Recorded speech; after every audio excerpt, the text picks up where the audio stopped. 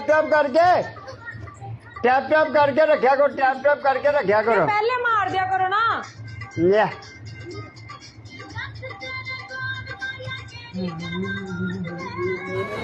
खुशी रले बाबे दे नाल सारे जने लग गया मैनू पता।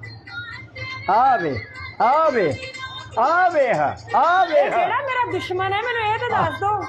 आवे आवे आवे आवे आवे आवे आइथे रख गाइस एक एक बंदा आइथे रख मिलके बाबा शेरो डबल टैप।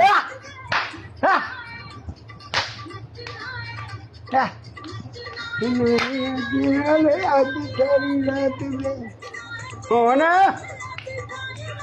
ਬੁਲਾ ਆਪਣੇ ਨਮਾਨ ਨੂੰ।